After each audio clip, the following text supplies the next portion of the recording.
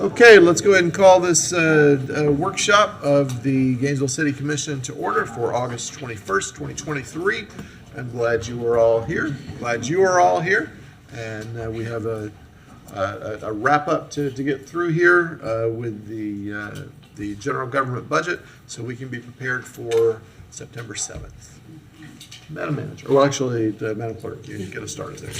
Yes, Mr. Mayor, we have the adoption of the agenda. So moved. We have motion second to adopt the agenda as printed and distributed. All in favor, say aye. Aye. Any Aye. opposed? All right, that passes unanimously, Madam Clerk.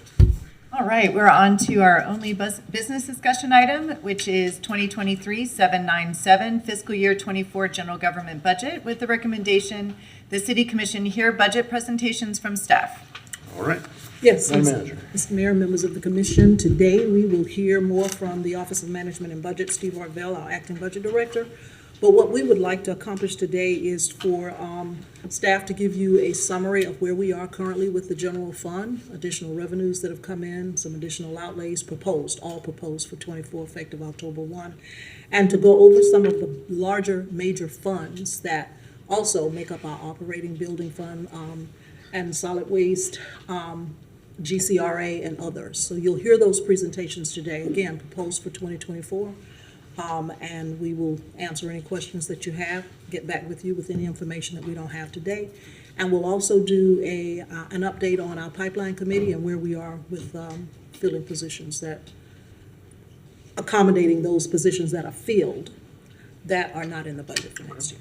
My very favorite thing about this workshop is this is our last budget workshop. I'm very, very pleased about that. Welcome, Mr. Varvel. Good afternoon, Mr. Mayor, members of the commission. I'm Steve Arvell, the acting director of the Office of Management and Budget. And is this on?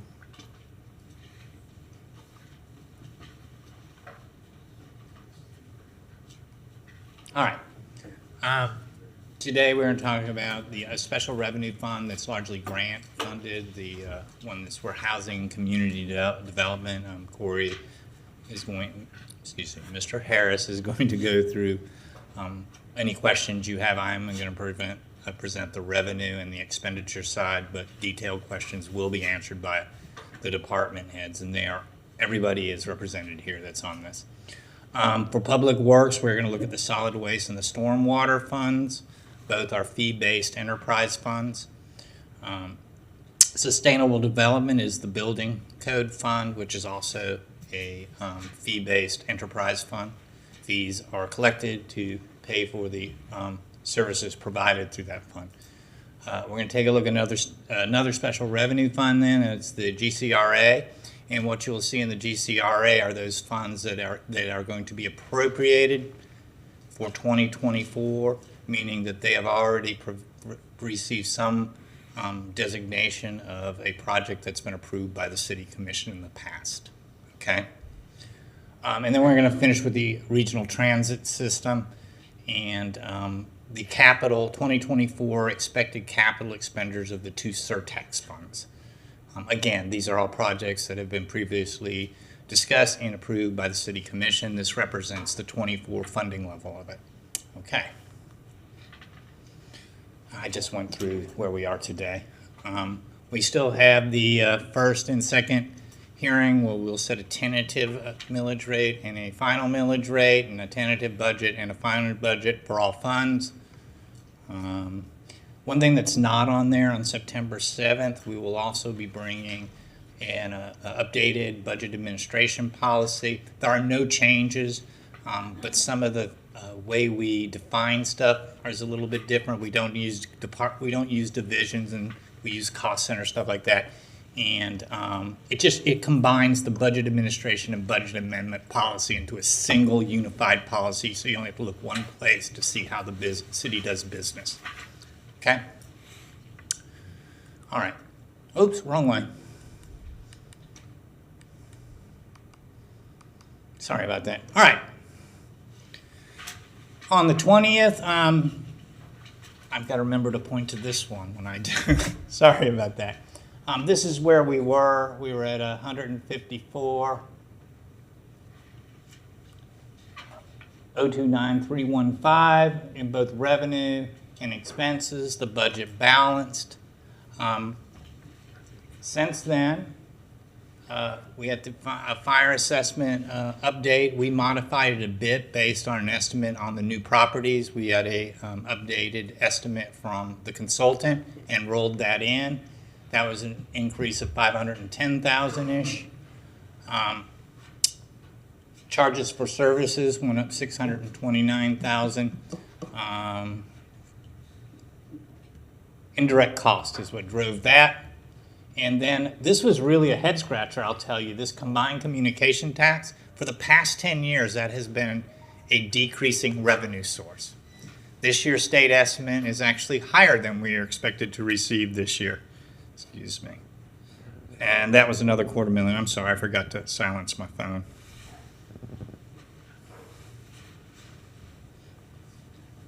So those were the revenue adjustments. Some expenditure change in the Office of Management and Budget. We added an extra $100,000 for professional services. We are concerned that with the positions cut, that we may have to outsource some of those things that we did for the organization. Marketing communications, we increased by the $30,518 for them to have some funding for some community events, and personnel service increase related to a reclass. It's a small department, so something like that can really impact the budget. In sustainable development, we added some operating budget for the climate officer. I do want to point out, 27,000 of this is one time. Okay, it's not a recurring cost. It's for a outside consultant for the climate officer. So some expense up. These were neutral. Okay, the commission had previously seen them, but we moved the fire assessment program into the fire department budget. It was in Office of Management budget. They do all the work. They work with the consultant. It's really their program. This finalizes the transfer of the BOLD program personnel and operating budget into GPDs. It's net zero. And then this shows a reflection of an organizational change where the traffic management system and traffic technology personnel and operated budget move out of transportation and back into public works. And then we move the service level agreement from non-department into a program within our technology department so that we're showing the true cost of our investment in technology. This is the other side of it. This shows where we moved it from non-departmental into department, so that's 0, 0. We reconciled debt service payments to ensure that they're what financial services needs to make those payments next year. We were able to create a personal service contingency, and that's very important. We're finding that in some cases the cost to hire is a little bit greater than what we have in the budget. So this will allow us some flexibility to address that at the end of the year if that's the reason departments are having issues. We have $150,000 for a gun violence program contingency for something that may come up, or I think the city manager probably better talk about that. But this is a result of some of the stuff that was discussed at the summit, okay? So we transferred to some general capital projects to continue our sidewalk construction, ADA curb plant retrofits, a boardwalk replacement project, and then some median projects. And these have been previously funded on kind of a recurring basis, so we can able to continue that with those extra revenues. We were able to put a non-departmental contingency for legal services. It used to be transferred into a special revenue fund. We're going to treat it as a non-departmental and move it into the city attorney's program budget if needed. This is Together Everybody Achieves More. It's an employee group that puts on the employee recognition, the employee appreciation picnic, those things. It's TEAM for short. And then in housing and community development, we funded the family unification program that's been funded year after year, okay? And finally, in technology, in the capital improvements fund, we added 190 for PC replacement and the 41,062 for bandwidth cost. All right?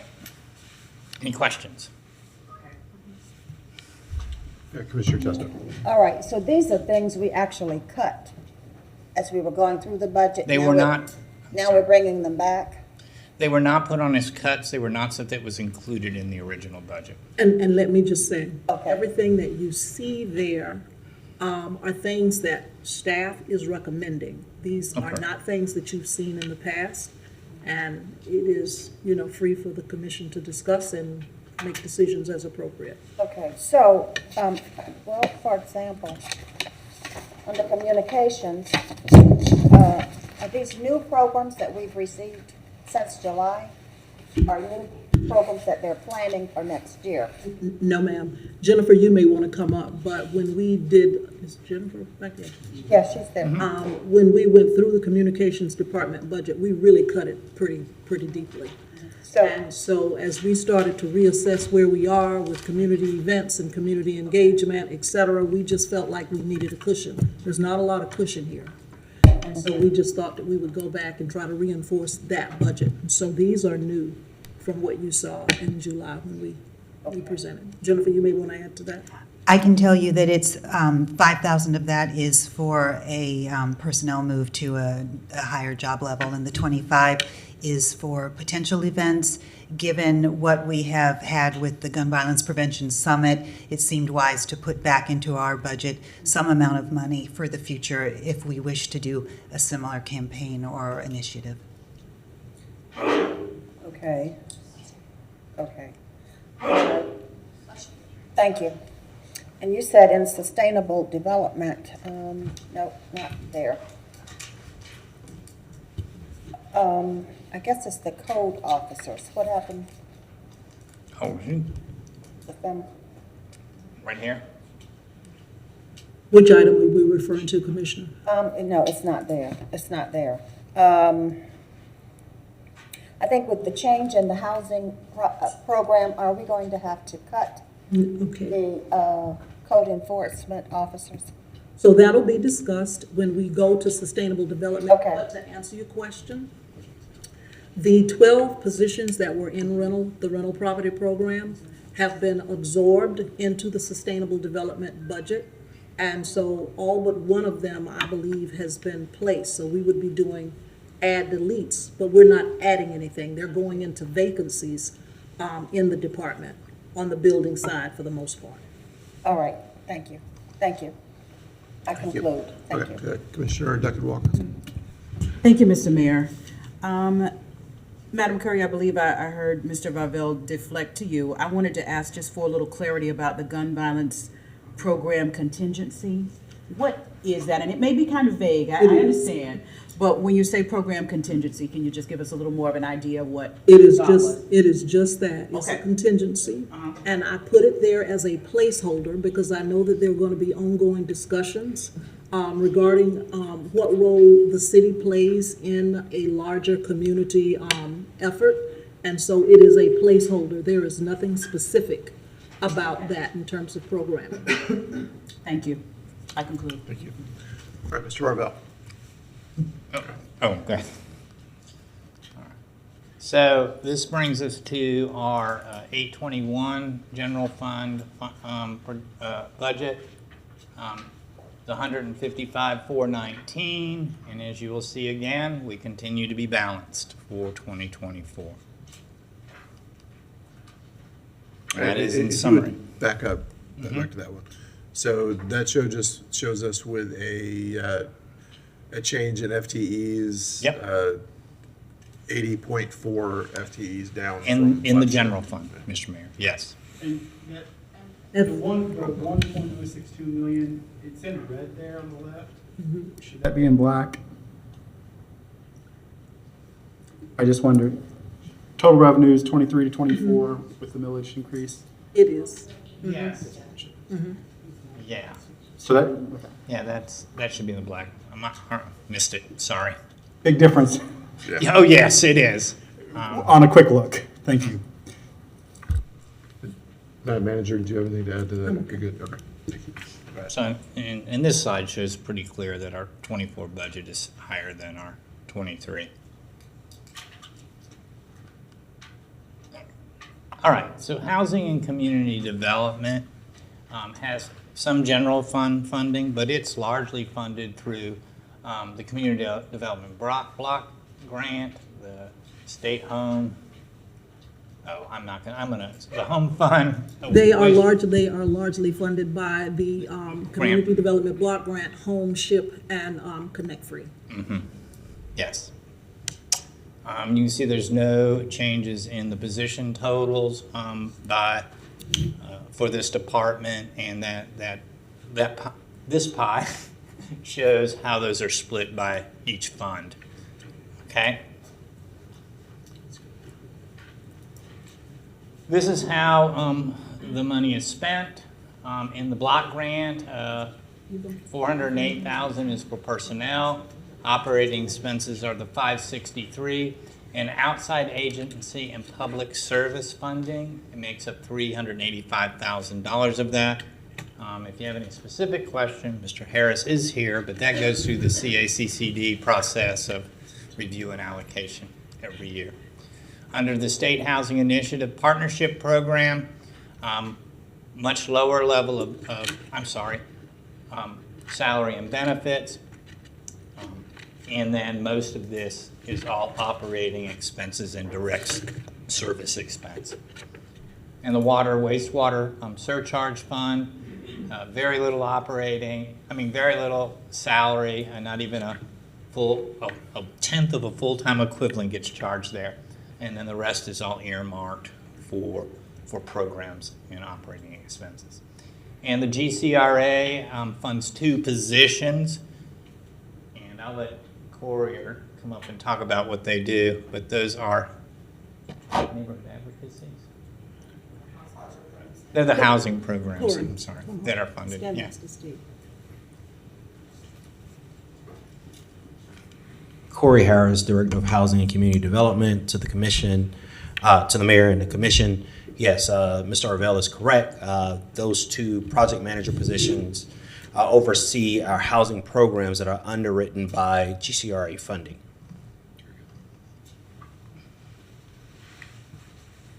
It was much more succinct and better. Thanks, Corey. So for a total of $4.4 million, the vast majority of being grant funded of their total, okay? All right, do you have any questions about the special revenue funds associated with those major grant programs? Commissioner Book. Thank you, Mr. Mayor.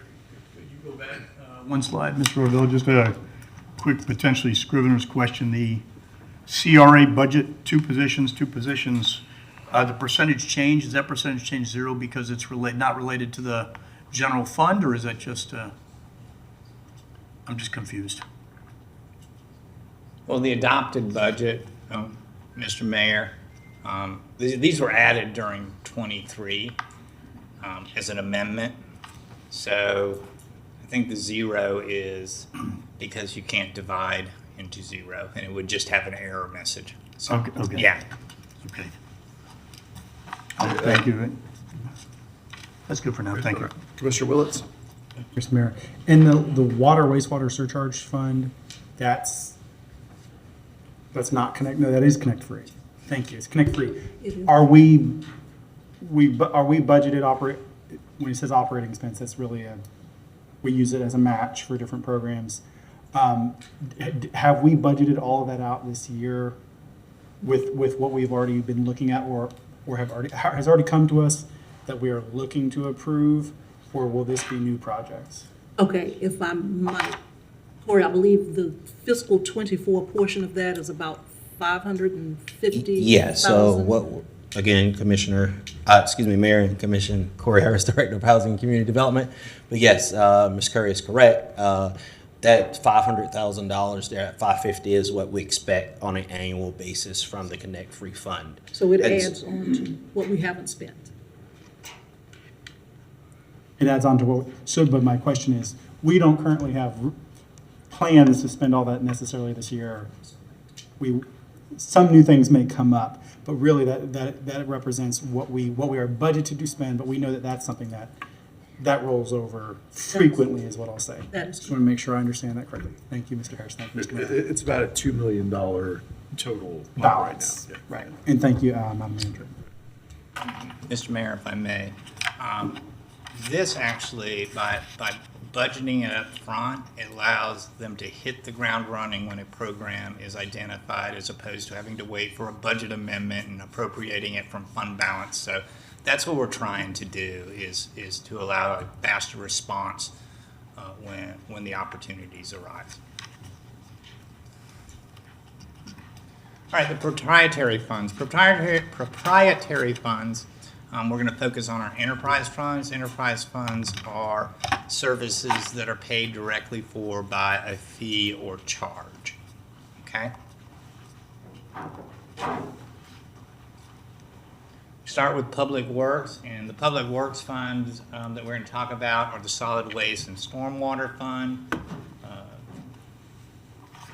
They are part of the multiple funding sources for Public Works.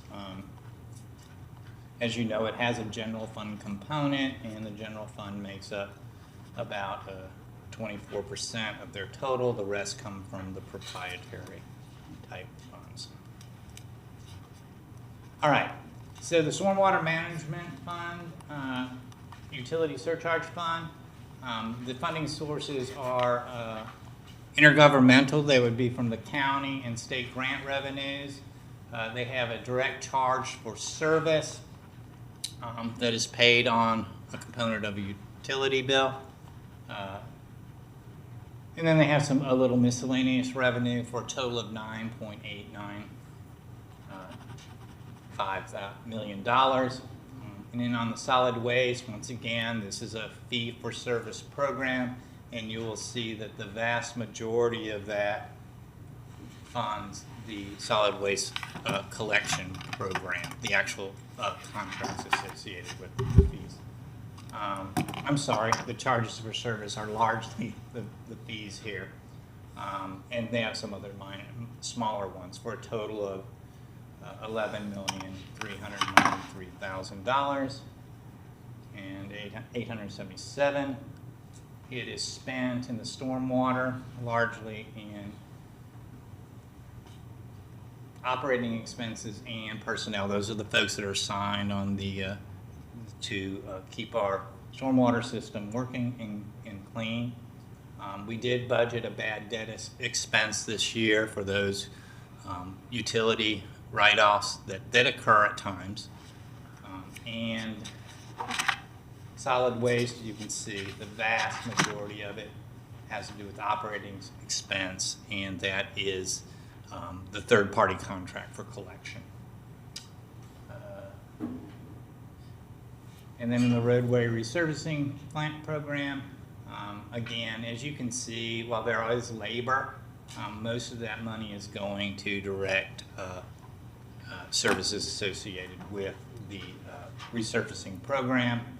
But in total, these enterprise funds and capital funds are $25,426,104, and it has a total of 105.3 positions. I believe this is all the ads are. Oh, there. This is net because they've had some reductions and moving people around. But the stormwater fund is, we moved some folks from the positions eliminated from the general fund into the stormwater fund that are providing service in the stormwater fund, okay? If you have any real detailed questions, Mr. Singleton is much better at answering them than I ever will be. So I'd yield. Commissioner Eastman has a question. Yeah, I guess going back to that previous slide, so you said the bad debt expense is for bad debt, which happens sometimes, but it's a 1,599% increase. So last year it was $7,600 for bad debt. Now it's $130,000. Can you explain that increase? I cannot. Thank you. I think it's good. They won't do it. Good afternoon, Brian Singleton, Acting Public Works Director. The fiscal year 23 budget, before it was amended, wasn't completely correct. So our bad debt expenditures in the amended 23 budget is around the $120,000 mark, but the original adopted budget just was not completely accurate. Okay, so you're saying you under budgeted in the previous year? Correct, and it was corrected with the first budget amendment in 23. Okay.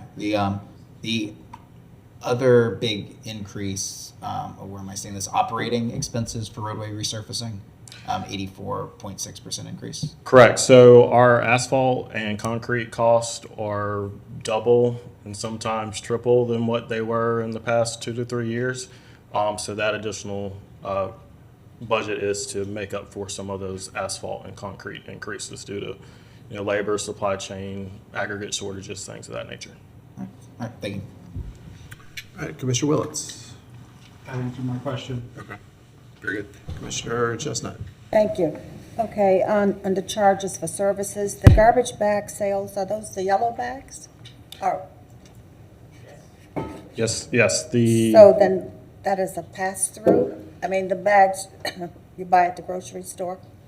Yes, it's basically a pass-through, so it's additional tonnage that we collect, so it's more tonnage we're paying the city the county to dispose of it. Okay, thank you. Thank you, Commissioner. Go ahead.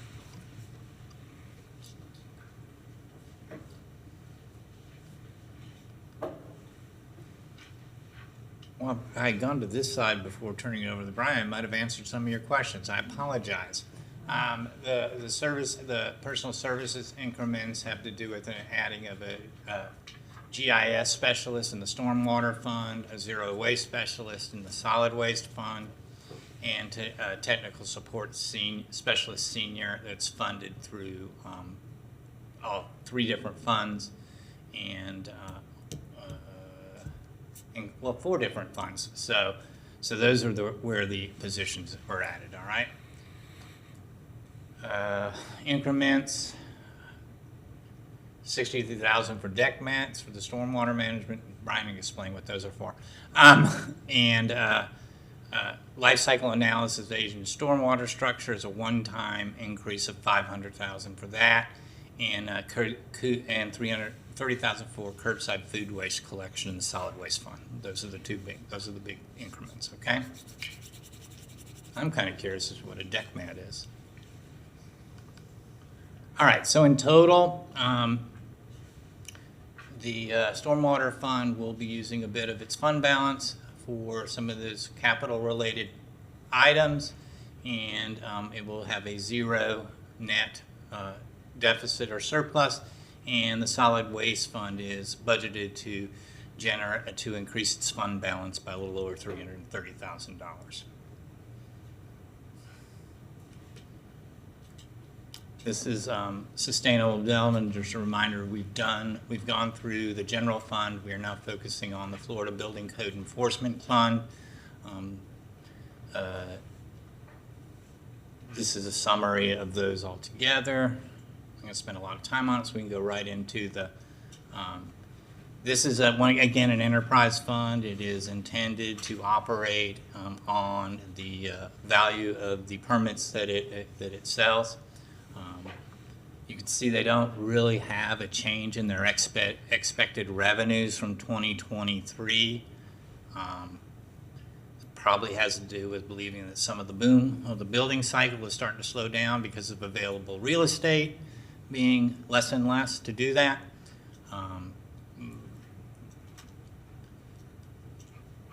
But here are their expenses are largely on people, because people deliver the vast majority of this service.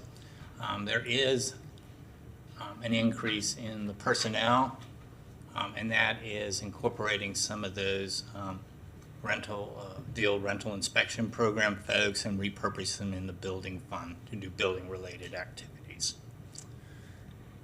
Okay. They have a reduction of 2 FTEs for the permit. They increased 2 FTEs permit expediters from the rental housing. They decreased their operating maintenance expense by a reduction in their cost of the computer shop capital, and they're just reducing their non-capital equipment purchase.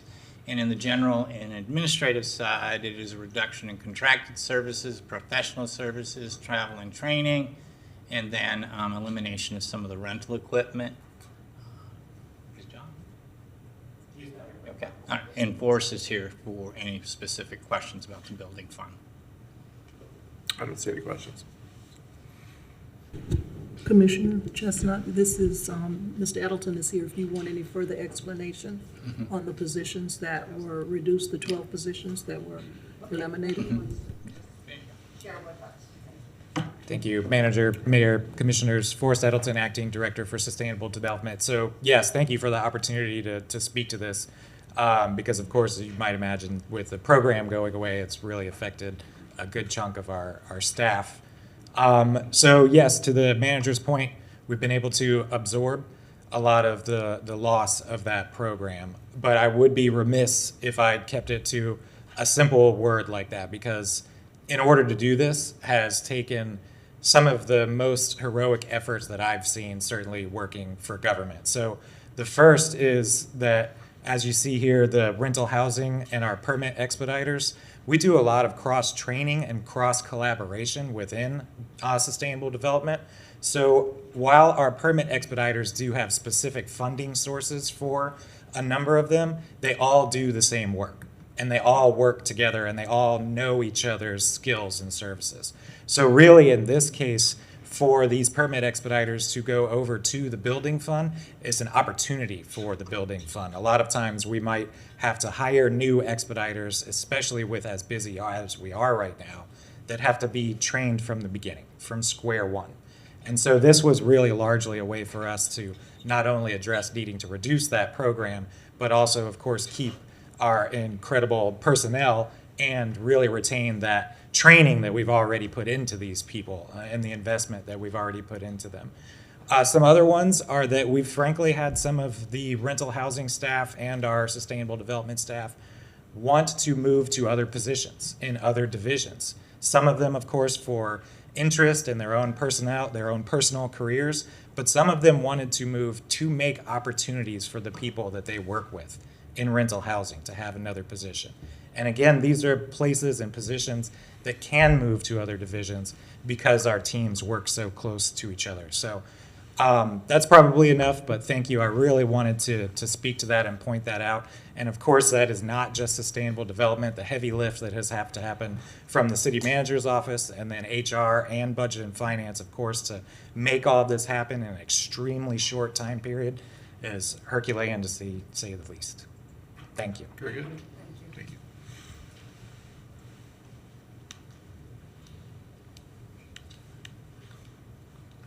Okay.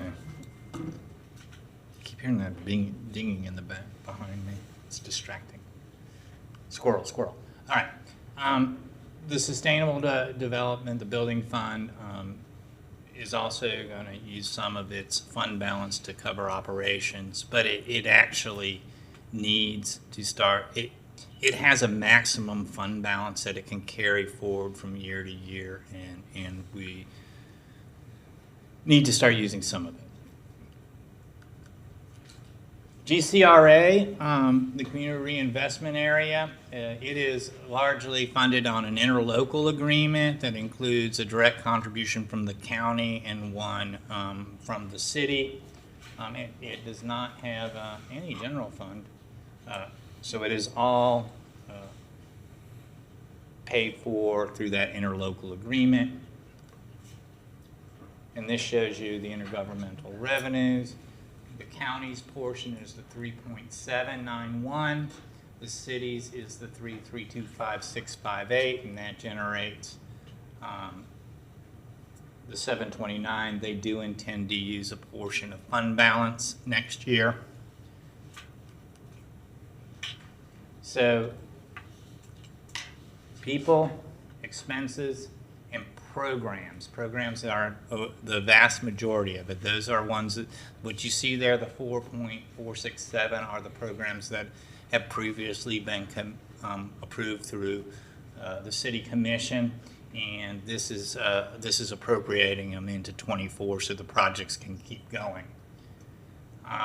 The project summary is 13th Street Corridor Improvements Project, the GCRA Cornerstone Project, Heartwood Project. These three right here, the AIRS program, my neighborhood grant program, and the neighborhood paint program, they're under review to make sure that we are providing those in the most efficient and cost-effective manner. They have money set aside for the Power District redevelopment program, a couple $100,000 for model block attainable housing strategies, business improvement grant program, community partnership grants program, the East Side Food Mobility Hub. This is the estimated 2024 capital need. And then for the economic development in Waldo Road, they have set aside $1.85 million. And Rick and Mr. Smith and Ms. Deal are here to answer any questions. Property acquisitions program, $100,000, and the residential improvement program of $141.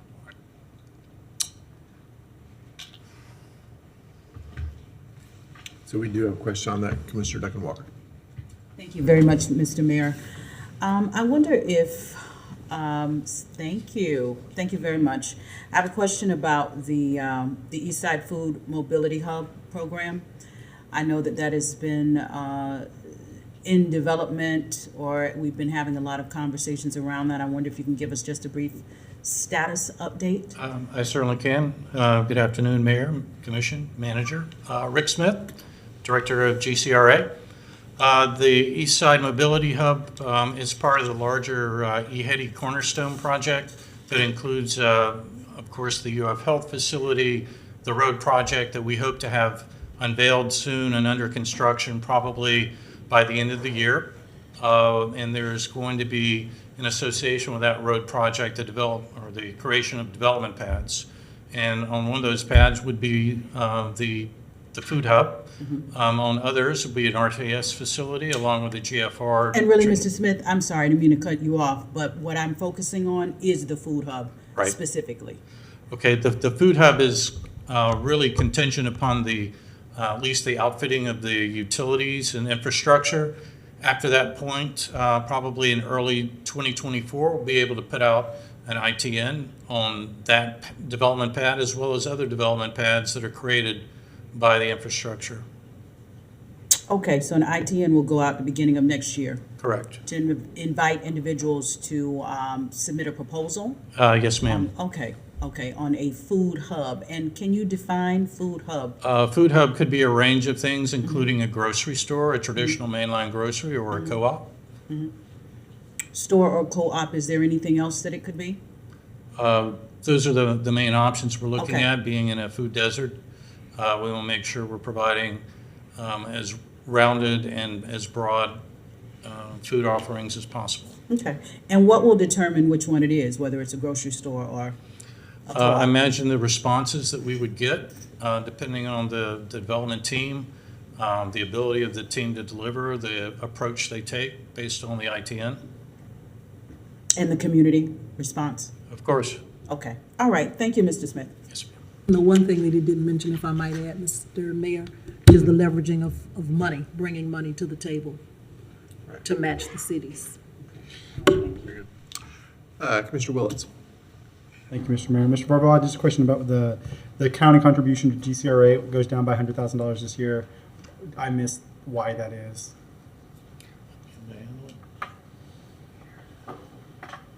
This 3 points. There's an interlocal agreement that sets the funding level. In the old tax increment funds, that used to be based on the millage, the property values. Since we eliminated those increment districts and went with the redevelopment area, the funding source is directly tied to that interlocal agreement. And it goes down. Does it go down every year between now and 2029? Initially, their contribution was almost $4.2 million in 2020, and it's been dropping by $100,000 every year. When the 10-year investment plan is completed in 2029, they'll be paying the same amount as the city. Perfect. That's what I just needed a reminder. Thank you, Mr. Smith. Thank you. Commissioner Chestnut. Thank you. Okay, what are the plans for the Power District redevelopment program? I believe one of the first meetings when I came on board, there was the proposal to move funding from the Power District into the downtown strategic planning area. I think that is still the will of the commission. Okay.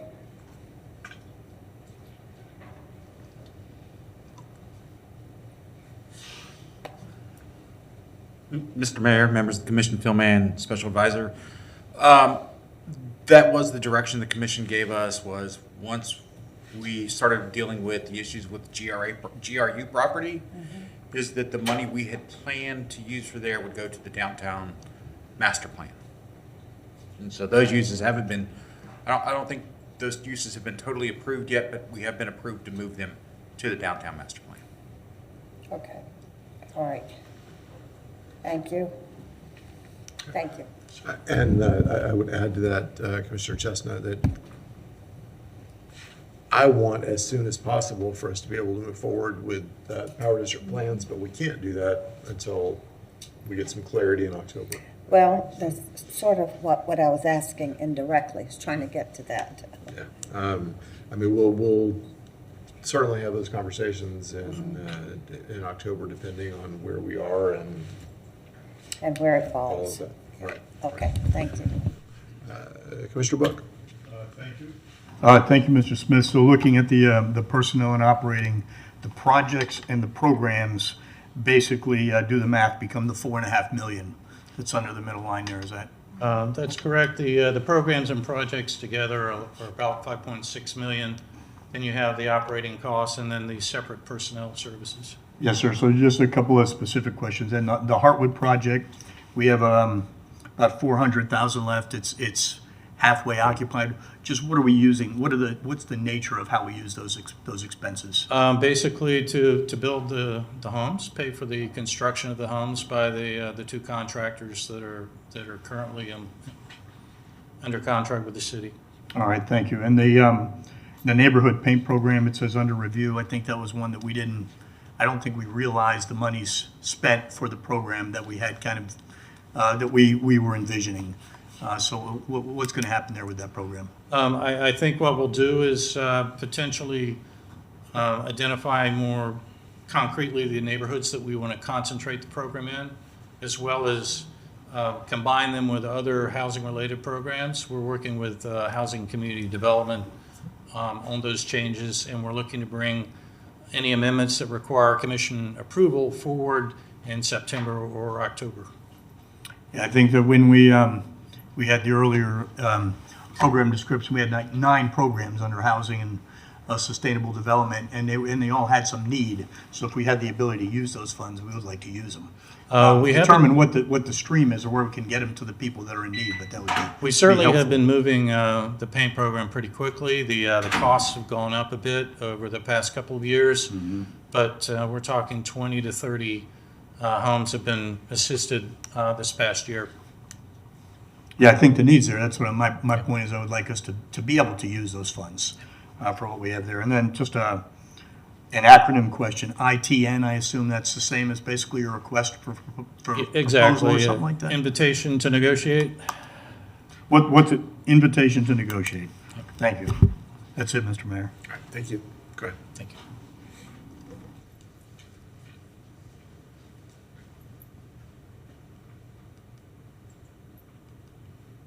No change in the positions. We went through this slide, and this is just a summary of the 24 budget and uses, revenue and uses.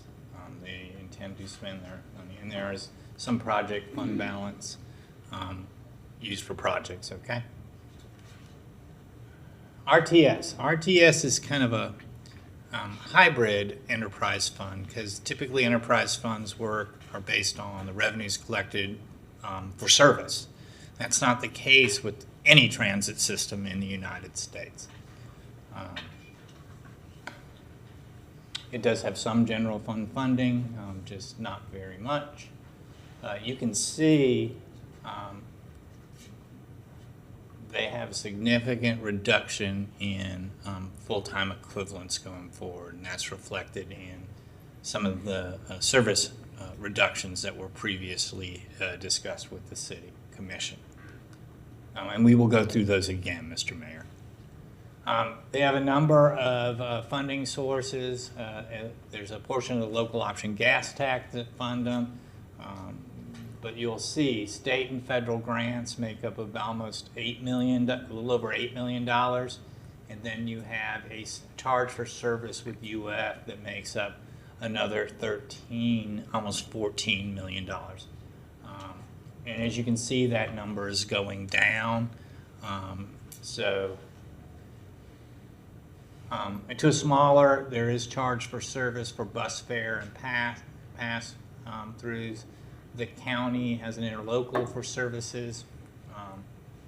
Santa Fe College has an interlocal for bus services, as does Shands has the employee bus pass, just like the city and Gainesville Regional Utilities. They do try to get large employers to do that. And then they have some advertising expense and the Gatorade enhanced service during game days.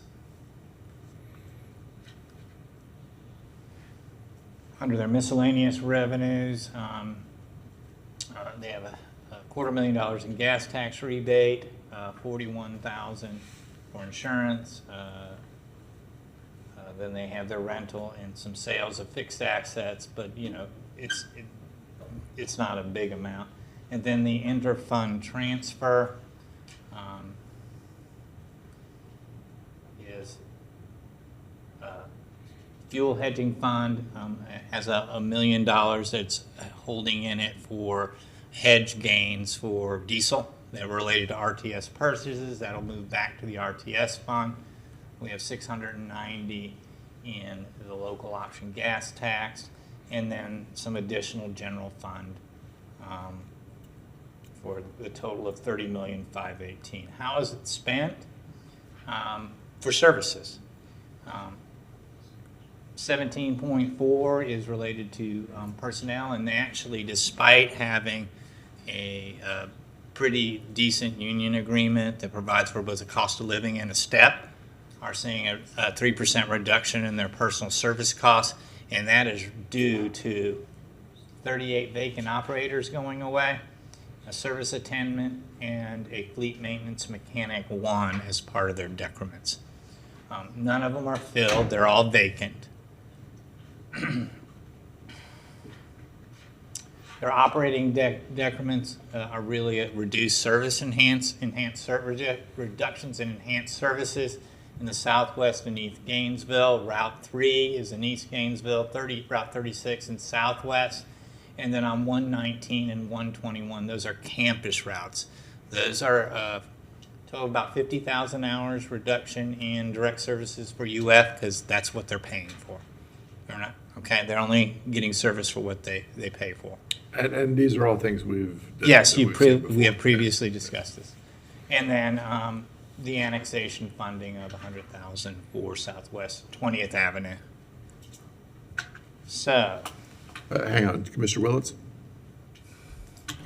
Thank you, Mr. So we discussed routes and whatnot, but the elimination of the 38 vacant transit operators, I don't think we've talked as much about that. And so I had a question about, I understand to some degree they're vacant, but across the board, handling vacancies, knowing you're going to potentially lose people during the year, having those open positions that you can be, you can be advertising and hiring into to keep yourself ahead of the. Suddenly it dawned on me that I could be wrong, but it helps having open positions so you can get ahead of, people leaving the organization. And so what do we think about that? Is that eliminating too many of the vacant positions? Or rather, how many more operators are still going to be vacant but left in the budget? Mr. Mayor, Andrew Persons, Special Advisor to City Manager. We still do have open and vacant transit operator positions, even with the additional, even with the 38 that were unfilled positions that we're cutting. So, I mean, as the commission knows, recruitment is always a challenge for drivers. It's not a City of Gainesville or RTS thing. It's countrywide. So we feel comfortable that we still have positions available. We wouldn't put those decrements up if we didn't feel like it was going to harm us in terms of being able to do recruitment. That was strange. So yes, I think we're good. Okay. And how many of are some of those, what are those related to our reduction in service that we no longer need as many transit operators? I know on the operating decrements with those routes, but what do those also relate to the vacant or unneeded transit operators? So Jesus can correct me if I'm wrong, but or if I misstate. But as the commission knows, we've in addition to some of those routes that we've eliminated, we've also reduced service on other routes. Some of that is going to be tied to the reduction in workforce and the reduction in ridership.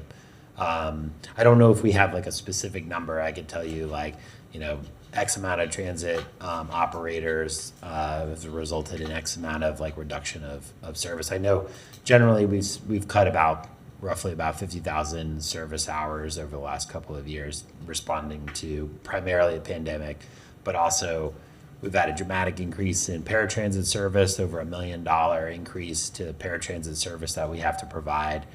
So there have been a lot of cost increases that we've had to respond to as well. Okay, I think that was kind of what I was getting at. How much of the 38 is it that we no longer need that many because of actual reductions versus we no longer need to keep them in the budget because probably we're never going to fill them this year because of the nature of keeping a full staff. So that's what I was kind of trying to grasp. It's nuanced. It's a little bit of all the above, I think. It's an increase in cost, it's a reduction in service, and it's an issue with recruitment and just being able to fill. We don't feel like we're going to be able to fill those positions.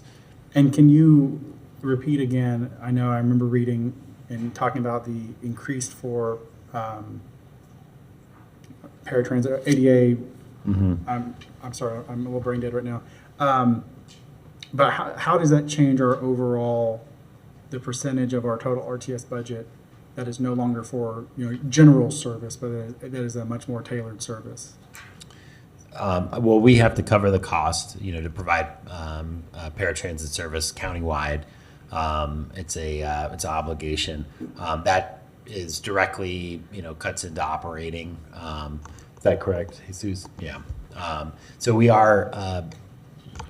have had discussions with FDOT, and they actually are funding a study right now, conducting a study to determine whether it's more cost effective for RTS to run paratransit service in-house versus right now we have a contract with MV Transport to run that service. So we are looking to see is it going to save us money if we can run it in-house. We're not doing that study, but we have we basically convinced FDOT to do it for us and to fund it. So we're looking at ways to try to find savings, but that is a significant increase in terms of our operating cost, and it is an obligation that we have to run, obviously. All right. Thank you, Mr. Mayor. Thank you. Have we ever run paratransit in-house? That's my understanding is that we did at one point. 1997. I think I was graduating high school then. But yes, so it's been a long time, but we are looking at that, and it has been, like I said, it has been a significant increase in costs over the last year. So if we can get it more efficient, that would be great because there's so many complaints. Yeah, absolutely, and it's service that's obviously on demand, and it's countywide. So we run routes in the county right now. However, we're not necessarily running routes out into the hinterlands. So that would be but that's something that the study is looking at. Thank you. Mm-hmm. Good, thank you.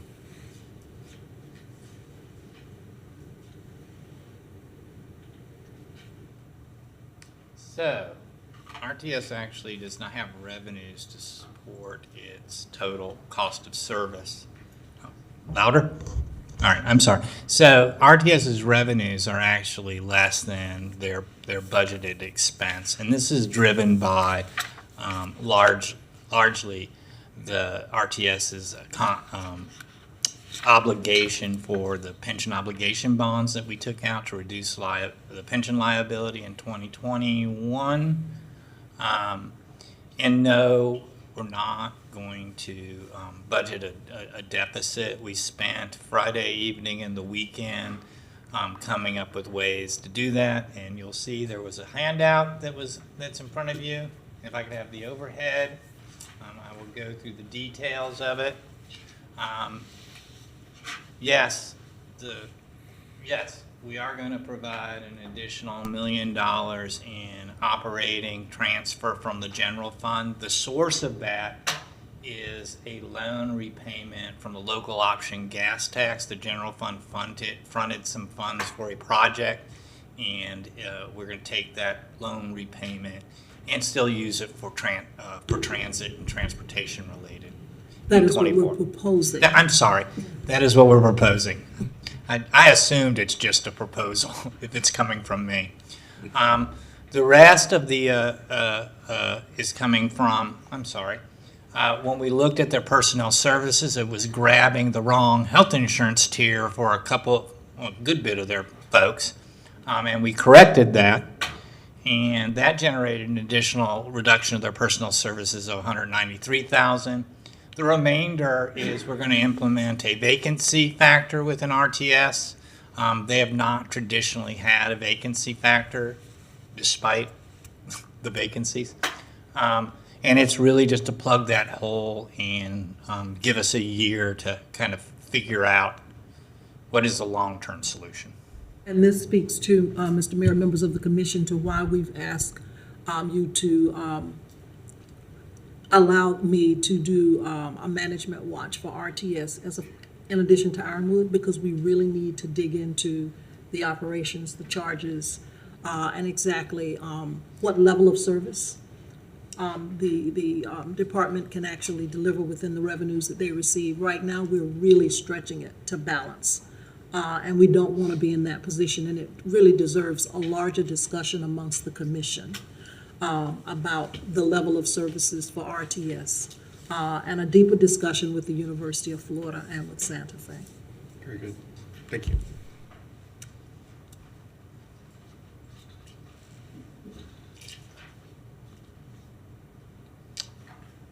Any other questions? Nope. Okay. No lights. All right.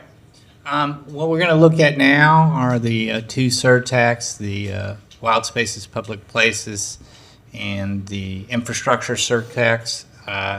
And what you will see is the funding, the expected funding for 2024, and the projects that have previously been discussed, approved by the City Commission. Again, what we're trying to do is get ahead and not have a delay of a budget amendment to get things rolling so folks can start to see dirt turned. The infrastructure tax is expected to be $8.7 million received in fiscal year 24. And the same amount is expected in the wild spaces, public places surtax. It's a 50-50 split. And 10% of the infrastructure is set aside for affordable housing land purchases. All right. The commission is aware of what the surtax is for and how it passed and all that. So I'm not going to read the slide. But these are the street stations and strong foundation projects that have been previously discussed.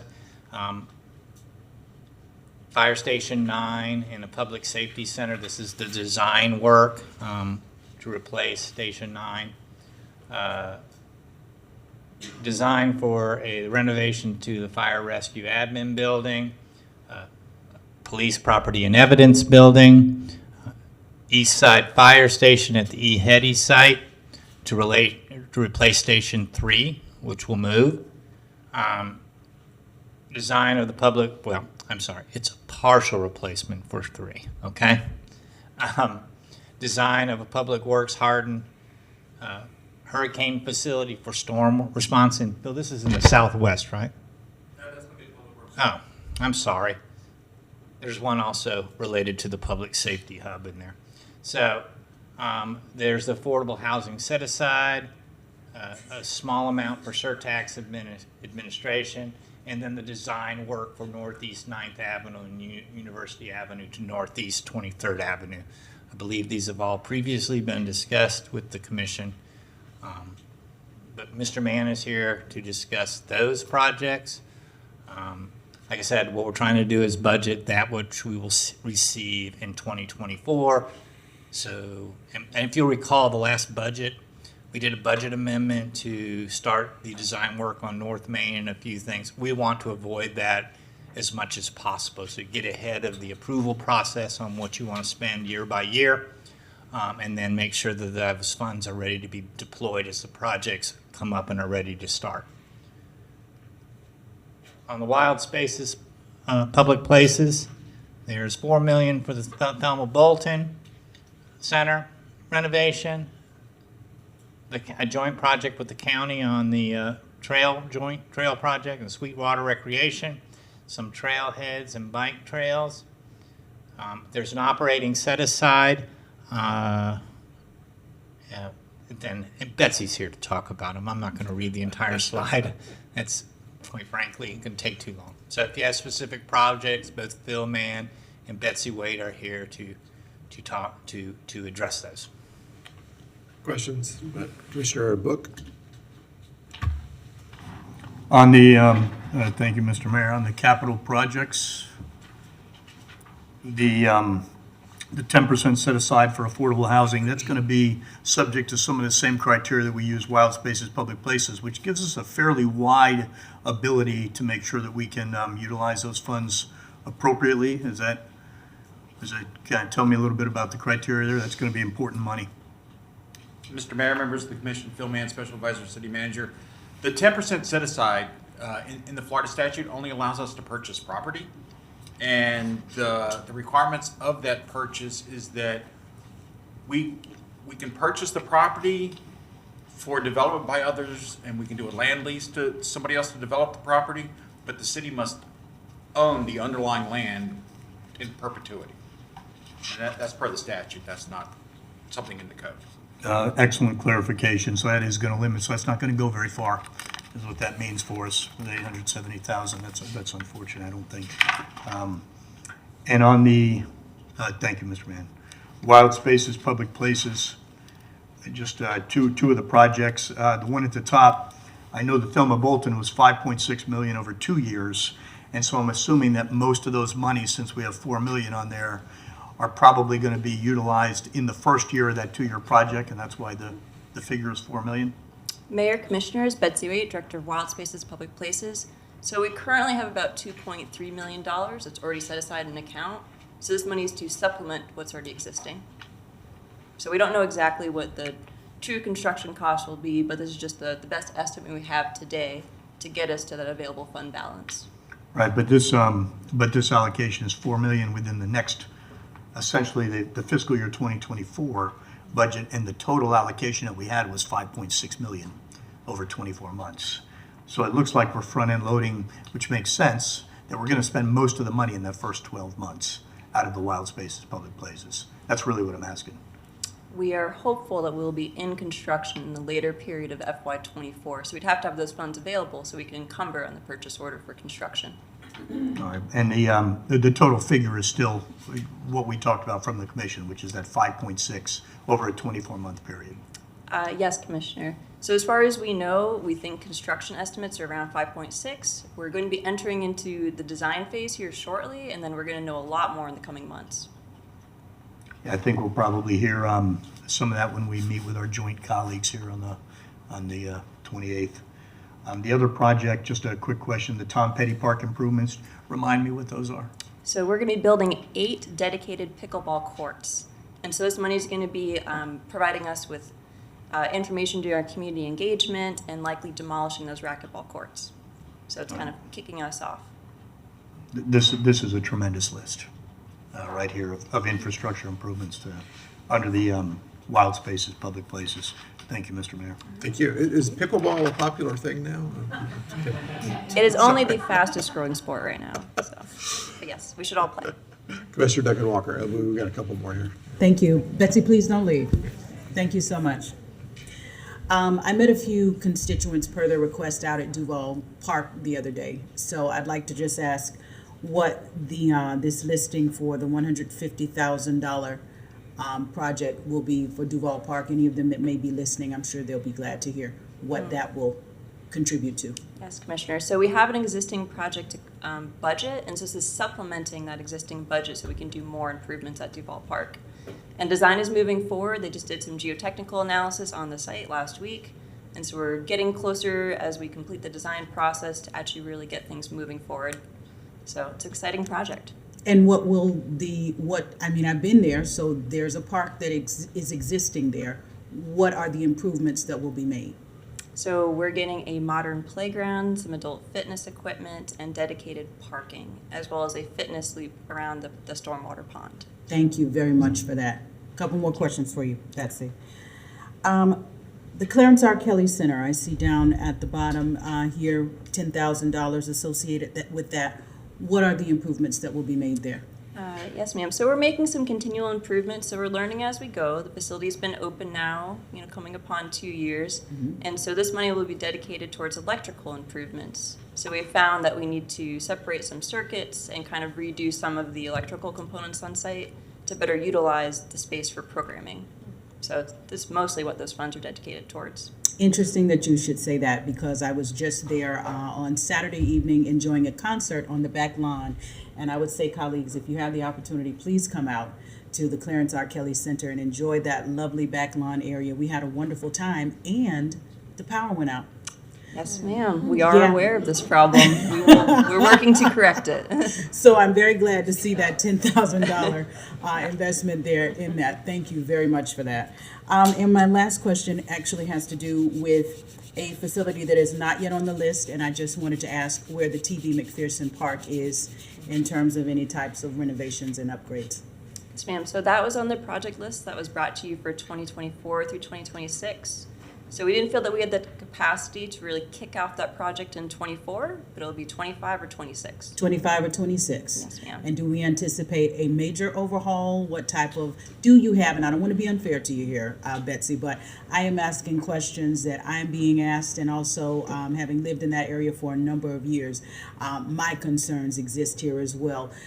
Do we foresee a major investment in terms of completely overhauling T.B. McPherson Park? Because it's this expansive space that has a great deal of opportunity there. Yes, ma'am. I think we know right now we need an extensive overhaul of the community recreation complex. Beyond that, we're going to learn more as we get into community engagement and really dive into the details of what that specific community needs. Absolutely. Thank you for that. So 24 and 25? Is that what I heard? 25 and 25 and 26. We'll 26. see that on the upcoming fiscal year budgets. Very good, very good. We heard you say community engagement, and that's always critical. Focus groups, I heard Commissioner Chestnut mention that. Is that something that is in your plan to do? How will you engage the community with regards to that? Ma'am, we'll work with our communications specialist and also city communications team to come up with a really focused communications plan for each specific project, especially when it's of the magnitude where, they're more extensive projects. So I will look to support from my peers. Okay, all right. Thank you very much, Betsy. Thank you. Thank you, Commissioner. Commissioner Eastman. Thank you, Betsy. Can you go the second highest cost on here is the our trails, which as we saw from our wild space public places was the number one thing people wanted. Can you explain what the Sweetwater Recreation Trail Joint Project with County Number 3, which portion of that is coming out of this amount, and what is that? So we have an existing budget for the Sweetwater Recreational Trail, and as you know, it spans from the south side of Depot Park down to 16th Avenue and Williston Road, and then you go to Sweetwater Preserve and continue down to Sweetwater Wetlands Park. So it's broken up into 3 different segments, which are all one continuous trail, but just for design efforts, it's 3 separate pieces. So those projects are getting ready to enter into development review. We each have one project that's in development review right now and two that are looking to get into that process. So design is completing or it's underway for all of that trail corridor. And so like I said, we have some money set aside, but I know we're gonna need additional funds. So I can't promise that all of the trail will be in construction in FY24, but at least some of that trail will be in construction. Great. Well, that's really exciting. And then right after that is Wild Space Public Places, trailheads, and bike trails. What are some of the projects Yes. that are encompassed in that? So we have two trails that are in design right now, also very exciting. So the Northeast 31st Avenue Trail, Okay. so it's to supplement funds for that trail. And we also have the Southwest 47th Avenue Trail, Phase 2 in District 3, that takes you from 34th Street down, or I guess up, like north and east to 27th Street. So that's in design as well. All right, perfect. Thank you, Betsy. Mr. Chestnut. Thank you, Mr. Mayor. And what are the plans, Betsy, for Ironwood? So this project at Ironwood is not super exciting, but it's replacing the golf course well. So we have pumps and existing well system there for all the irrigation, and it's at the end of its lifespan. So that's what the majority of these funds are used for, just to keep that site sustainable. Okay, thank you. Thank you, Commissioner Chestnut. Commissioner Willetts. Mr. Mayor. Betsy,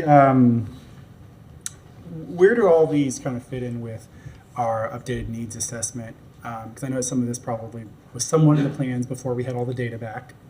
But are there any particular areas of the needs assessment that you or staff feel like we were not yet addressing in this year because we don't have enough funds, or what kind of came to the fore this year that might have to, and then something else will have to be taken care of in 25 or 26? I just kind of want to get some sort of an assessment of where we're at between what we know about a need from our needs assessment versus what we're at least proposing this year.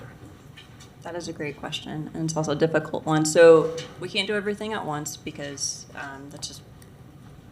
we can't. But what we do know is trails were the highest priority across the board from our neighbors within the city of Gainesville. So we definitely are highlighting, prioritizing getting trail projects out the door. And then looking at this list, we looked at staff availability, and we also tried to balance it within the different divisions within Parks, Recreation, and Cultural Affairs. So there's a little bit within each division. So we have kind of the master planning for Morningside Nature Center. So that's going to be kicking off in fiscal year 24, which we're really excited about. The pickleball court design and the engagement with that community at Tom Petty Park. I think that's a significant project. What else is a highlight here? At Green Tree Park, so that includes a dog park, which is something we have not constructed for a little while, other than the enhancements at Forest Park. And then that's also resurfacing the track, so kind of going to the northwest side of town. I guess a highlight of a lot of trails that we're responding to community needs, and then a variety of active projects, and also our natural spaces and our nature parks, as well as some cultural enhancements too. We are going to be making some additional investments at the Hippodrome. No kayak or canoe launches, right? That did not fit this list, but we could definitely come back to you. They're right out here in the pools out front. If the commission wishes, we could definitely reevaluate and try to reprioritize. I just understand that was about, in my brain, about 4 or 5 down, but it was in that top list. It was. But maybe that is something for the future. I have a question that our infrastructure surcharge advisory committee, that is on the infrastructure side, correct, Mr. Moran? Or do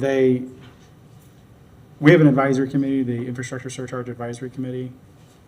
We do not. The Advisory county board, does. excuse me? The county does. It's the counties, and we appoint people to it. Correct. And that is for only what we now call streets, stations, and strong foundations? No. What is, okay, I want to make sure I understand it. Mr. Mayor, the county originally created the Infrastructure Advisory Board for the original Wild Spaces Public Places Trust, but now with the expanded surtax, they're using it for both. So on a quarterly basis, both the Wild Spaces Public Places and the street stations and strong foundations, we're having to make quarterly reports to them, and then we have to turn in an annual audit report to them. But Okay. it's run by the county. I wanted to ask about that because I was a little confused, rightly so, because originally called, infrastructure, wild spaces, public places, pretty well established. Now street stations and strong foundations. And I just wanted to know a little bit about when we look at these plans, how much of this have we gotten feedback from? And I know to some degree it's part of that advisory is post project as well to look at it, but pre project in the planning, particularly when we look at things, wild spaces, public places more developed, but on street stations and strong foundations, when we talk about set aside of $870,000, we don't know exactly when we're going to get to that, but we're going to need community feedback. We're going to need ideas, and so that the commission can start setting priorities. And then also, when we have fund balance this year going into the future. So I just want to know a little bit about both what we're seeing, how much we've had some communication with them, or they've communicated to us, or is that really looking into the future? They're a financial oversight board, not an idea board. Right, and that's why. They're So the idea boards. Yeah. So they're just oversight, post project, in essence. So, and Mr. Mayor, if I may answer the second part of that question, because we showed a fund balance on the street stations and strong foundations. What we're anticipating with the cost of construction increasing rapidly right now, the numbers you see in front of you for the streets, stations, and strong foundations tax is our estimates for having the design done. Then out of the design, the design will tell us how much money it should cost for that project. So what we're trying to do in working with the budget office and preparing our FY24 budget was allocate how much money for each project needed for design. Whatever money's left over out of that design will go towards the construction of that project, but also it allows us to, whatever's left in fund balance, start funding the projects that are ready to go before others. Okay. And I wanted to ask about it because part of that financial oversight is I feel weird about this where we're setting aside money. We don't have a plan for it. And the financial oversight, of course, is, really, did it get spent where you're supposed to? But there's also the intent of the law, which is we will figure out, we will spend money to support affordable housing. And if we delay that, I have thoughts that we need that kind of feedback, even from advisory from that, even though most of the time that's financial control, financial oversight, but surely at some point, how fast we decide to spend, whether we say we got to wait 7 years to build it up into a large fund to buy a big piece of land or smaller. I have weird feelings about it, and I want to know that we have some form of a better plan than just we have to wait 5 or 6 years until we have $4 million in it or something. So, Mr. Mayor, let me answer part of the question, and then Mr. Persons wants to answer part of the question. So, the 10% set aside is the maximum we can do under the statute, and I'm not advocating for the opposite, but we don't have to set aside any. And I don't know what the county has chosen to do, but the direction when I presented this originally to the commission back last fall and then in the spring was we're going to set aside the maximum amount, $10,000. I mean, not $10,000, 10%. And when we got enough of a pot, we'll then work with HCD, and probably that's what Mr. Persons wants to address. Mr. Mayor, I just wanted to add to Commissioner Willett's point. We do occasionally bring sort of proactive items, that relate to funding. At the meeting later in September, we actually are bringing an issue to the oversight board regarding the applicability or the ability for us to use Wild Spaces funds to provide for enhanced pedestrian connections to our parks. We have issues about, connecting like residential areas to our parks. It's something that we want some feedback on because we have, we believe that there may be some opportunities to enhance some connections, but we want to be able to talk to them directly about that. So ideally, it's not a sort of after the fact, and they're asking us to claw that money back. So. Okay. Thank you, and thank you, Ms. Waits. Sorry, in my brain, these were all kind of melded together, and that's why I wanted to ask it now when we're talking about both of these. Thank you, Mr. Mayor. Thank you, Commissioner. So we've gotten far, far afield from our actual budget conversation. But with I'm going to get a little farther afield because I'm curious about one thing on here. Is it possible for us to, rather than thinking of the affordable housing portion of this as $870,000, is it possible to bond the full 10 years on this? I would assume that it is. So we could, if we had a project where it made sense for us to go buy that much dirt, that would be able to be a much larger piece than just 870 over a 10-year period. Ultimately, I would have to defer to the city attorney's office for an opinion, but the way we understand the statute, yes, we can bond up to through the end of the surtax. We can't bond beyond that. Right. So we could bond that money. So it could be a maximum of $8.7 million. I'm not saying that we should do that, but that's a different way of approaching it that might be more useful, because buying $870,000 worth of land is 10 times as not useful. Buying $8.7 million worth of land might be useful, or some subset of that. At any rate, that was just to satisfy curiosity of mine as we go into other discussions. And Mr. Mayor, to your point, as we go through with some of these other capital projects on the streets, particularly the fire stations and property Nevin is building, we may come back with a request to bond some of that money as well. Right. And so right now we're trying to pay as you go because we couldn't hit the ground running until January 1st and the money started accumulating. And right now the money is ahead of us. So at some point we'll cross that line. Right. Okay. Thank you. I don't see any other lights, so we can move on to the next set of slides. All right, next steps. First public hearing for the 24 budget will happen on September 7th. It's at the final fire assessment. It's a tentative Appendix A's. That's the schedule of rates, charges, and fees. A tentative millage rate, and it's the tentative financial operating plan for the city. On September 21st, we'll come back and we'll do the final Appendix A millage rate and financial and operating plan for the city, followed by a bunch of stuff we have to send to the state afterwards, but it's a staff thing, not a commission thing, all right? So do you have any questions? Ms. City Manager, you want closing remarks? Yeah. Okay. I don't see any other lights here, so Madam Manager. Mr. Mayor, members of the commission, what I'd like to ask if Laura Gretz can come forward and just do a summary of where we are with the positions. Very good. Welcome, Ms. Gretz. Good afternoon, Mayor and Commissioners. Laura Gretz, HR Director. I actually have a visual aid that I'll hand out to you all, and then I'll walk you through it. So bear with me just 1 second.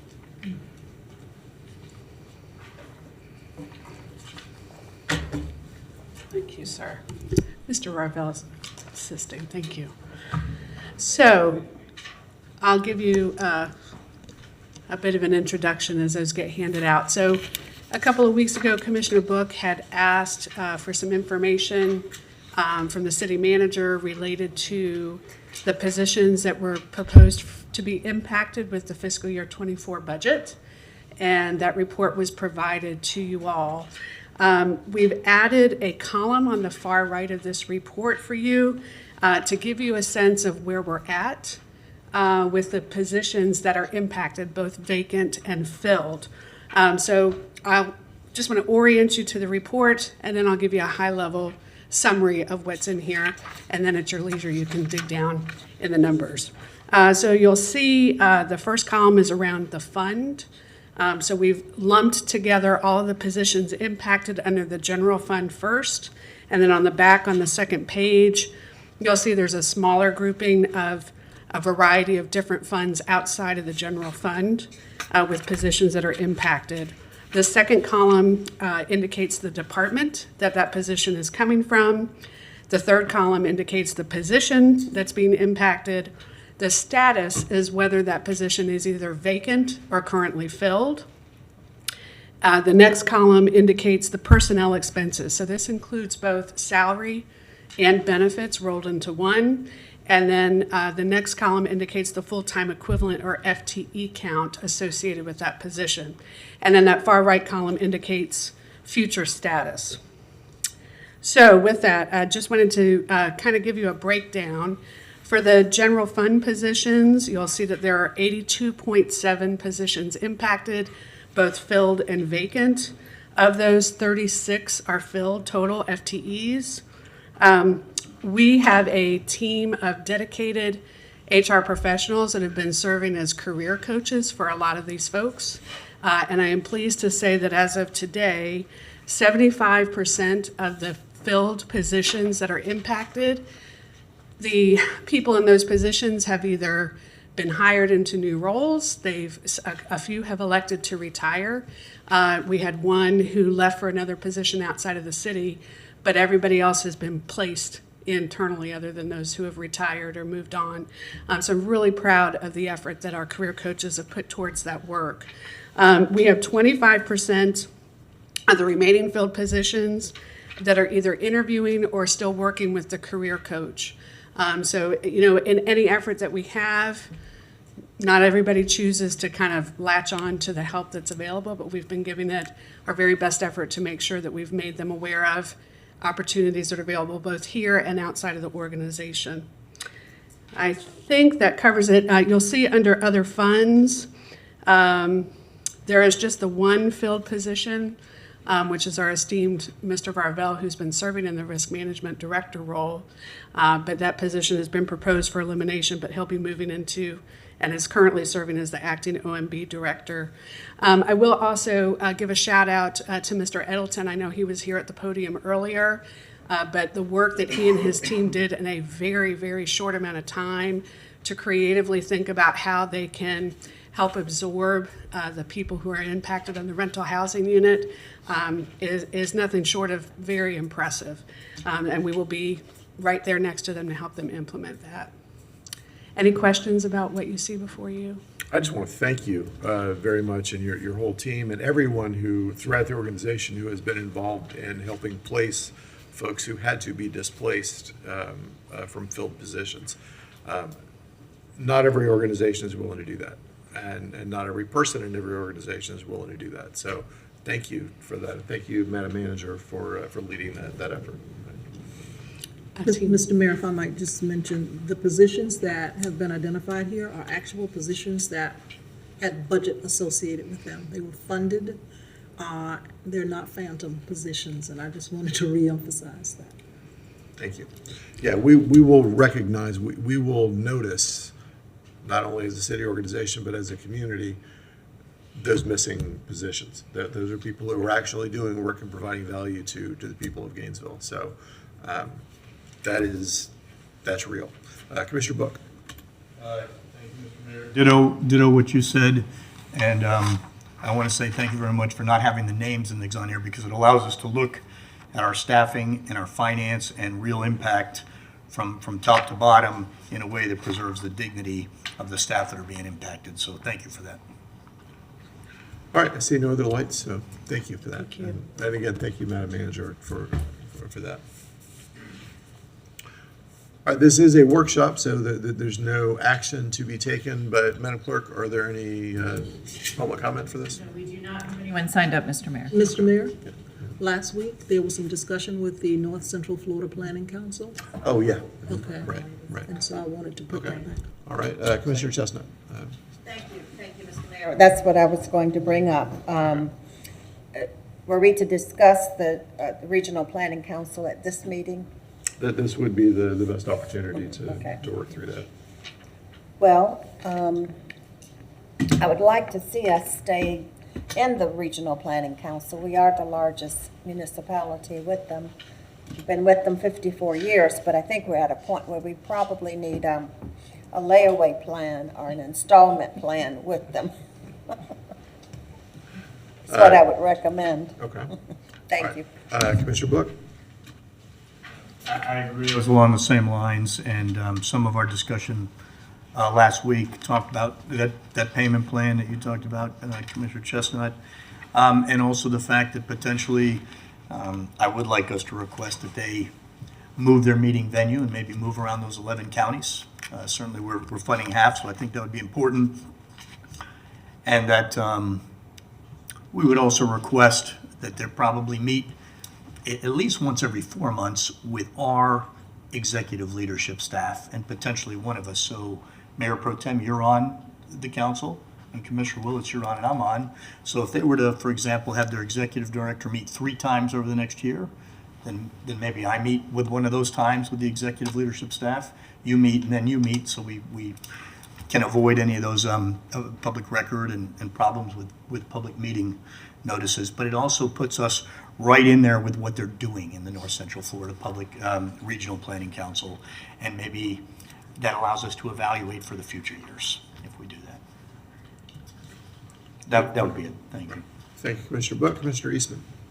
Yeah, I agree that there's, I think, some benefits to being with the North Central Florida Regional Planning Council, going back and forth on it. I mean, we haven't had anything major come up in which that has been something that we'd like to have our hand in, have a seat at the table for. But there's potentials like large environmental issues, like we had phosphate mining up in Bradford Union counties recently, that it would be useful to have a seat at the table in case something like that comes up that could affect our water quality, things like that. I mean, it's you never quite know when you need to have a seat at the table. I think we saw that with the legislature this year, that you might choose to take a step back, but then sometimes when you need it, it is important to be there. And so I think it is useful for us to be there. I thought Mr. Coons made some good points. I don't know if it's necessary for us to get into an installment plan. It looks like we've had some improvements in revenue here, and there's a series of contingencies and things that were set aside that, but I'll leave that up to staff to sort of figure out where they think we stand with it. But I think with the increases in revenue and where we are, I think that we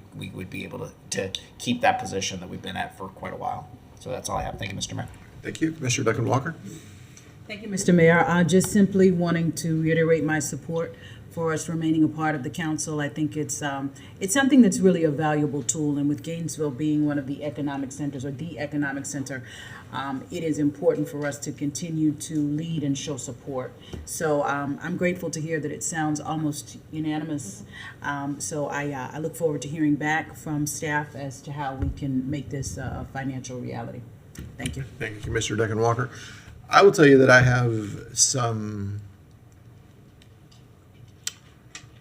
we'll call them concerns, with remaining active.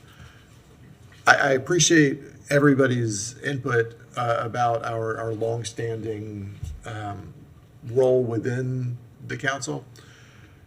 I would like to see, rather than difficult to define value, I would like to see actual value. I would like to see them meeting with elected officials is great, but I would like to see them making themselves more available to staff, to the city manager's office, to provide. I would like us to get more than $40-some thousand worth of value out of it. I would like to see how they can bring direct value to our taxpayers. And I know that that's possible. They do many different things. We haven't asked, and this is not their fault, we have not over the years asked them to directly provide value back. I would like us, if we're going to move forward with staying in the relationship, to expect that we get something back for it, that is tangible, that we can tell our constituents, this is why we're a member of that. And we should, frankly, do that for everything that we're spending money on outside the organization. We are in a position where we have just talked about how hard we had to work to find positions for folks that were laying off from their current positions. We are cutting things like homeless services. That all being the case, and there are many other things out there where we are going to see a value difference in what we provide. So if we're going to stay in this particular arrangement, then we need to figure out a way that we can get something back, whether it's additional grants, whether it's support for grant writing, or whatever is possible, and I would leave that to the manager's office to better define. But if we're going to do that, I definitely agree that every now and then it ought to meet in Gainesville. But beyond that, I would like to see tangible value returned to our taxpayers for that expense. Obviously, we're not voting because it's a workshop, but that is the direction that I would feel most comfortable with us moving down. Commissioner Willets. Thank you, Mr. Mayor.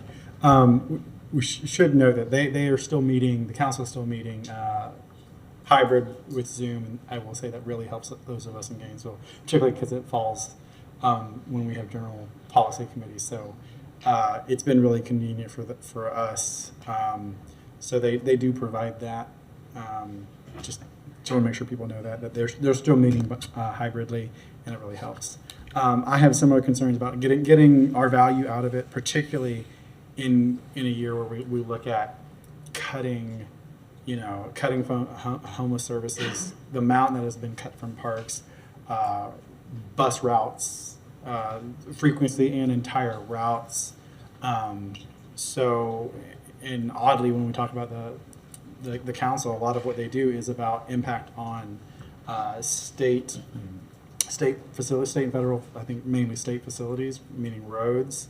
And when we turn around and don't have as much bus service, we are probably putting cars, bikes, and pedestrians in some of the places back on those exact whatever those facilities that the council to a large degree interacts with or oversees. So part of our own budget issues here at the city affect what their work is or should be. So I think it's an interesting nexus. So I do want to get more out of that.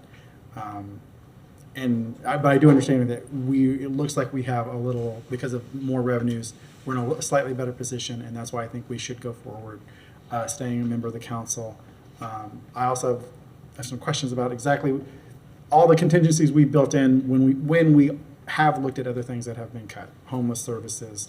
I'm interested in if there's more that we can give to Grace Marketplace to keep them as whole as possible, because I think there's a lot of challenges coming up.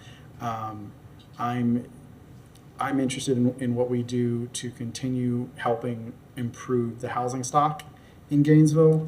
And so some of that is through transportation, some of the stuff about sidewalk. It really will improve neighborhoods. So I'm excited that we have built some of that back in to the capital projects.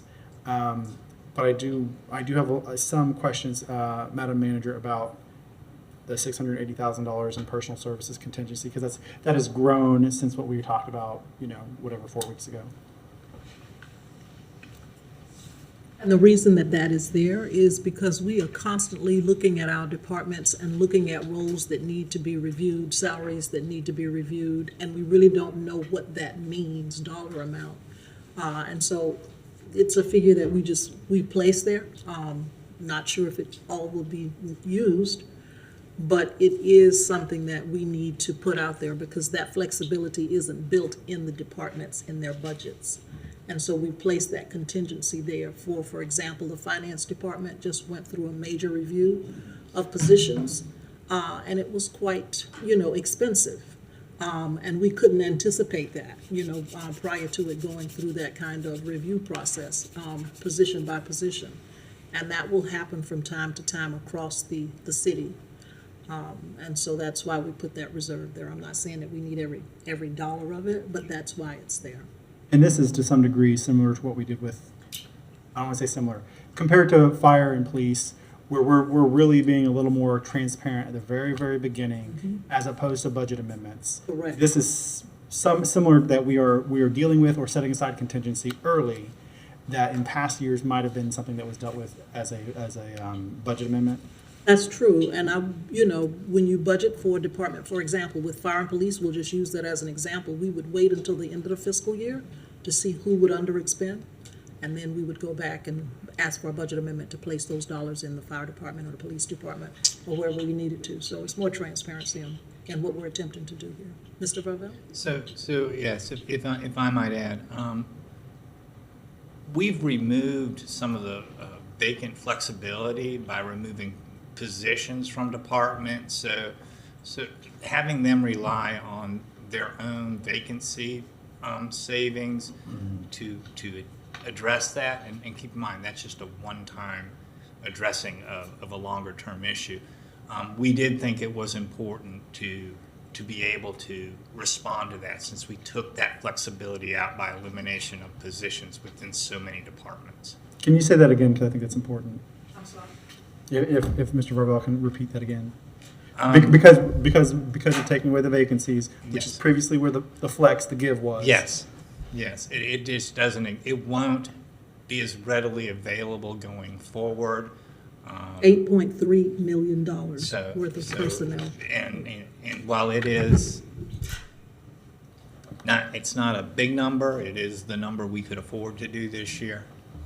And if it's not going to be used, it can be repurposed with the recommendation. So, Thank you, Mr. Varvel. Thank you, Madam Manager. Thank you, Mr. Mayor. Thank you. Commissioner Chestnut. Thank you, Mr. Mayor. While we may have the funds and can afford to pay them in one lump sum, I think we have their attention. And I would prefer to pay them in 2 or 3 installments. I would also like to have the manager's office draft a memo or a letter incorporating what Commissioner Book said about the 4 meetings, moving around the district. Although they have saved a lot of money for the last few years by not meeting in person, because it's always a dinner. And so they've saved lots of funds. But meeting with the staff and the executive team 4 times a year. But I think if we could incorporate everything he said into a letter to them, and asking for more visibility and a more active participation from them, particularly in grant writing, grant funding. So if we could get that put into a letter form and bring it back to us, I think that that should clear the way. It would be a very clear expectation to them of what we expect. Yes. Thank you. Very good. Thank you. Madam Mayor, Manager. I've heard from the commission, and I understand that we need to work this out, so Okay. that'll be worked out. Okay, very good. All right, Commissioner Book. We didn't have anybody from the public to speak, right?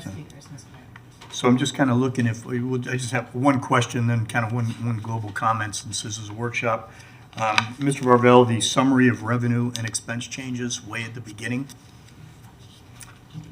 Understanding that we've been fortunate, so in the last essentially month, we determined that we have about 1.1 million and change in increased capabilities than we didn't have in mid-July, and that's a good thing. But that is contingent on that max millage rate that we sent before, correct? And I'm mindful what Commissioner Willett said about, contingencies are a good thing, and I recognize we have much less wiggle room the more vacancies that we've already taken off the books. So I understand that. My general thought globally, though, is we need to be very fiscally conservative and financially prudent. And we need to do that because I think the next 2 fiscal years are not going to be any better. That's my opinion. We know we have this gigantic either transfer or removal of a source, and either way, that's probably going to impact us over the next 2 fiscal years. And our only hope to recover monies and do better is that we hope the property values go up, or we increase fees, which I know that personally I don't want to do, and I've already voted for them once. So kind of on the global scale with this 1.1 million, I'd actually prefer, if there was a thought, is you reduce that maximum millage that we propose by, it's really about half of 1 mil. It's really 0.1 mil is what it is. Does that sound right about figure? It's about 0.1 mil is what's sitting on this slide. a tenth of a mil. Right. That's right. And that we just be extremely tight about our budget, knowing that we're probably going to be facing the same challenges the next 2 years. But that would be me. We have increased. We're potentially going to increase to that maximum millage. We have increased our utility rates in 2 of our main sources of revenue, both electrification and water. And that's just my thought at a workshop is reduce that maximum millage when we get the chance for this, what is this contingency, keep our budget flat, and realize we have challenges coming up the next 2 years. Commissioner Willetts. Fair. Commissioner Brooke, I looked at the same idea, and that's why I wanted to start asking about all the contingencies we've built in. I had a similar thought of to not raise the millage rate as much, what would it take? And I asked the city manager to provide me some information about, like, well, what if our best paid employees don't get the same kind of raise that people that with more moderate salaries get? And the numbers just didn't add up very fast. The new revenue in added up much faster than that. And I feel like, and I saw that, you know, I have concerns about where we spend this. I would love us to bring back another bus route or two, or particularly on Southwest 20th, to make sure that the Route 20 goes from back up to 6 or at least up to 5 buses at the maximum. But this I am concerned that we do need a good contingency there because of, as the manager said, we cut a lot of positions where they're not there. Those are no longer going to be future salary savings because we didn't replace somebody, or we didn't fill those slots. And this is a big change for the organization, that we are not going to have a whole bunch of vacant positions that we budgeted for, and that was our wiggle room.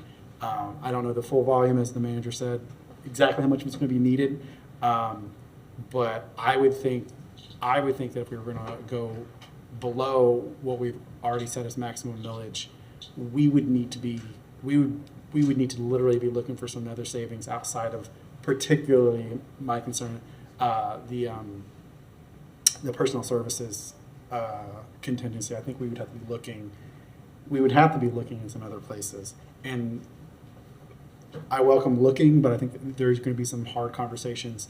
And I know at this stage of the game, when we go looking, it's going to feel real pointed, as opposed to a broad view that gets to us from months working with the manager or the other charter officers. So anyways, that's just a thought. As much as I'm sold on the idea that we need contingency, I know that my personal finances, that's how I work it. And so I'm sold that we do need that, with some potential in the rest of the year to come back with potentially some things that we know we like. I think we all like Grace Marketplace. And if, 9 months down the road, we have $50,000 and Grace Marketplace has a need, would love to be able to do that. Thank you, Mr. Mayor. Thank you, Commissioner Willetts. Commissioner Eastman. Yeah, thank you for bringing that up, Commissioner Book. I'd like to kind of explore that idea as well. I hate to see a budget increase going into the next year, considering where we are right now. But I mean, as it relates to contingencies, I'm quite, we're going into a very uncertain period. Governor Ron DeSantis' appointees will soon be overseeing large portions of our city government. If cuts are made, it's probably going to come directly out of our police and firefighters budget, or some of the ones that did fairly well within this particular year. And we tried really hard to make sure that their budgets were taken care of. And so contingencies are really important to ensure that we can minimize the pain that will be felt in case that there's any more kind of uncertainty or any issues going in there. But my initial thoughts were similar to yours, and I'm glad that you brought those up. I guess I'll explore that before our next meeting. I'd like to sit down with staff and have more conversations about it. I don't know if up here be able to get that sorted through, but I would like to see how much of that we could actually save for our taxpayers in some level, but I understand the contingency aspect of it as well. So that's all I have to say. Thank you, Mr. Mayor. Thank you, Commissioner Eastman. I would be very concerned going into the fiscal year without the contingencies available to us, because things happen. Some of those things we might be able to predict. Some of them are black swans that are unpredictable. And we have pretty slim contingencies already.